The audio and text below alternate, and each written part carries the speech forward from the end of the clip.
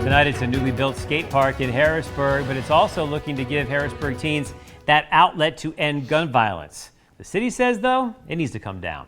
Thanks for being here at 6 o'clock. I'm Joel D. Smith. And I'm Jasmine Brooks. CBS 21's Elise Person joins us to explain why something that good can't stay.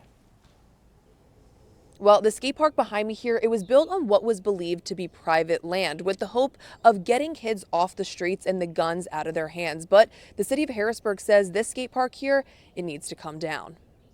My name is Baiza. I'm a skateboard enthusiast, and this is my neighborhood.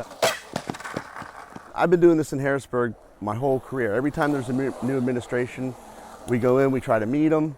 I mean, we're talking 1, 2, 3, 4 administrations that we've approached, including this one. And yeah, it's like nobody wants to talk to us. Those efforts by Baiza to work with the city, he says, stretches back decades. So he took his work elsewhere. I did FDR Park in Philadelphia, which is the largest DIY, it's world renowned. But he always wanted to bring his work back home, something that was seemingly becoming possible when he teamed up with the bridge in Harrisburg. This was the perfect spot to do our deal. And then all of a sudden everybody realized that we were not on the bridge property, but we were actually on Reservoir Park property.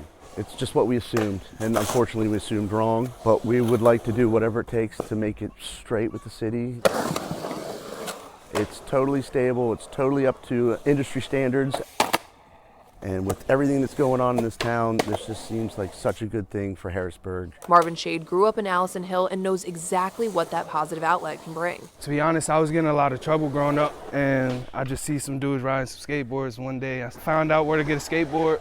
It removed me from the scene that I was like being around. Pretty much just saved my life. I don't know. I can't even lie to you.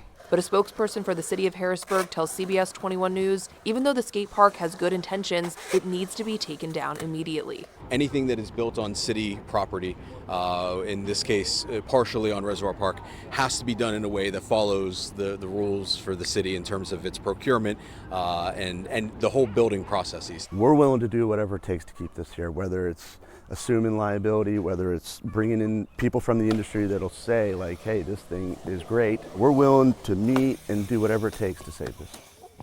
And the city says those who built this skate park, they need to take it down as soon as possible so the city doesn't have to take legal action. But the city also tells me that they're interested in setting up a meeting with Baiza to hopefully get a skate park built in Harrisburg sometime in the future, but going about it in the right way. In Harrisburg, Elise Person, CBS 21 News.